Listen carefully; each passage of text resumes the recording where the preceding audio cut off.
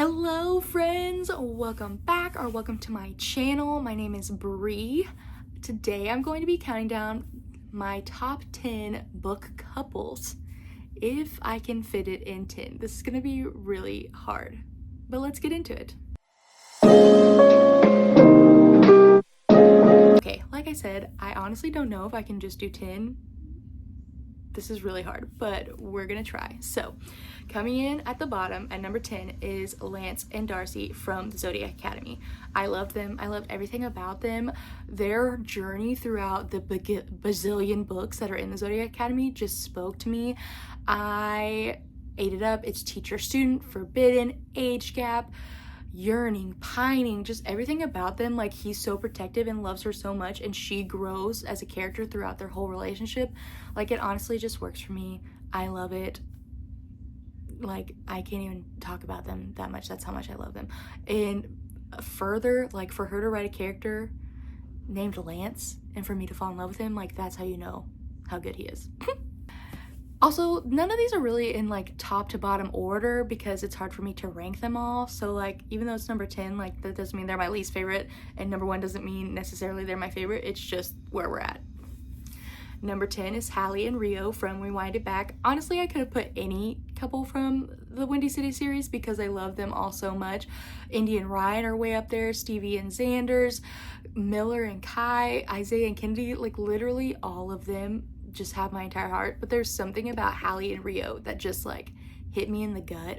I love them so much. I thought their story was so beautiful. The way that music plays such an important part of their relationship is like a love language just hit me personally because I feel that way about music. I loved everything about them. I love them individually. I love them together. I love their journey. 10 out of 10. So good. My next book couple is Aaron and Juliet. Need I say more? I am in love with Aaron Warner. I've been in love with him from the beginning. I love the way he loves Juliet. He is so down bad and would do anything for her. I love the way that she loves Aaron. She sees a side of him that nobody else does, and she loves him for who he is, flaws and all. Their story is just beautiful, to be honest. Everything about them works for me. Next, we have Lincoln and Arden. I love this book. Arden was so different than what I was expecting, and Lincoln was exactly what I was expecting, and honestly they fit together so well. I think their love is really beautiful in that you expect them to act and react certain ways, and they both like blow your expectations out of the water.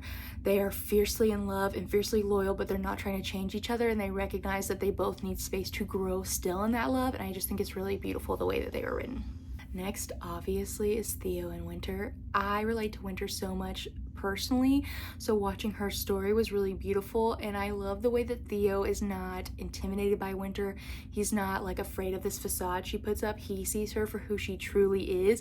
He loves her, thorns and all.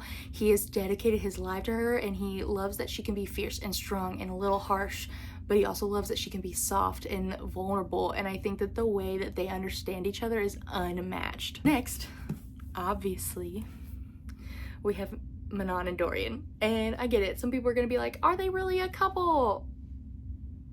In my world, they are. In my world, they are. And did the series leave it a little open-ended? Probably, but I don't care. I love them both so freaking much. It doesn't matter to me. Like, they're gonna be at the top of the list every single time.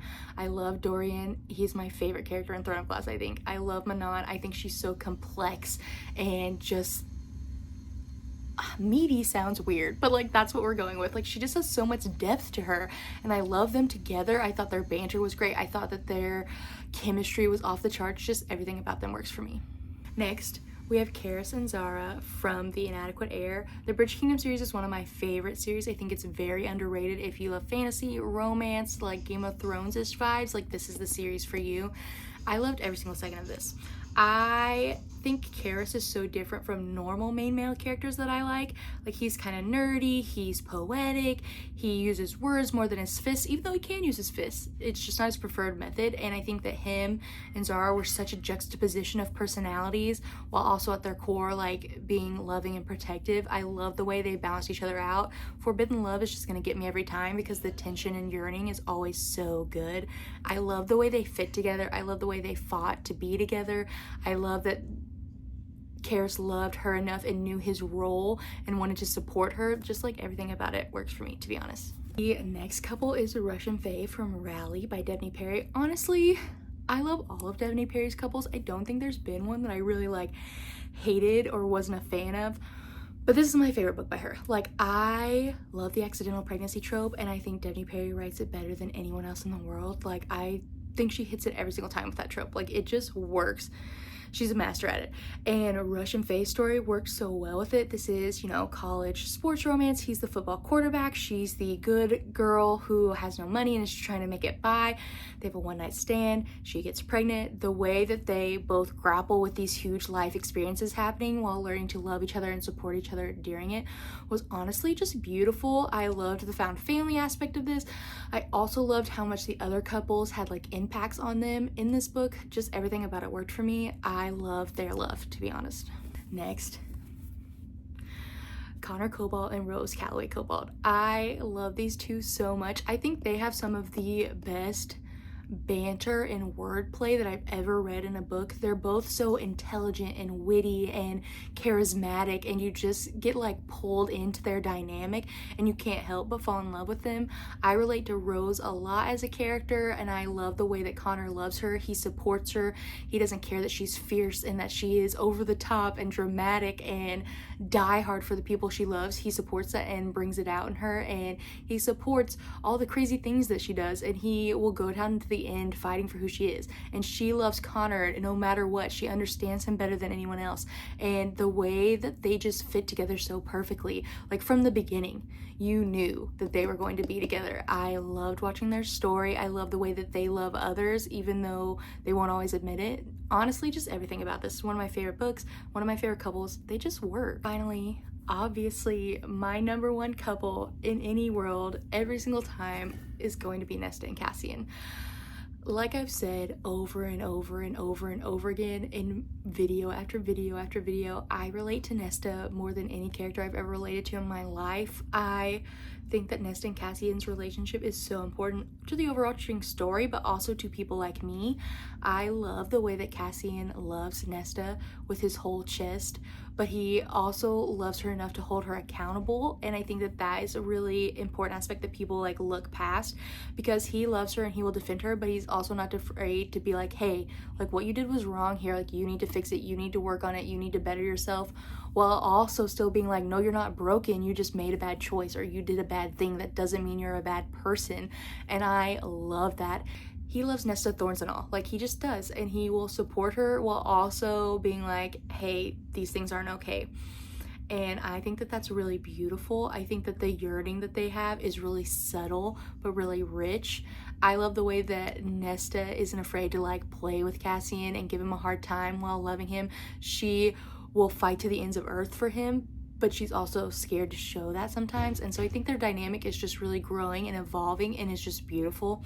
I could talk about them all day long, honestly. Like I love them so much, and I think this book really shows like their development as characters, not only as a couple but individually, and how that development individually leads them into who they are as a couple. Just masterclass writing and masterclass character development, to be honest. Everything about this works. And those are my top 10 book couples for now. You know, I will read a different book and I'll probably add more. And there's more that I could have talked about in this video, because you know what? I love love, and that is what it is. And I love reading about love, and I love book couples. So, but for now, these are my top 10. Let me know what you think. Let me know what some of your favorite book couples are. I want to know what books they're from, if I should add them to my TBR, what you think about the couples that I chose. Don't forget to like, comment, and subscribe, and I will see you guys soon.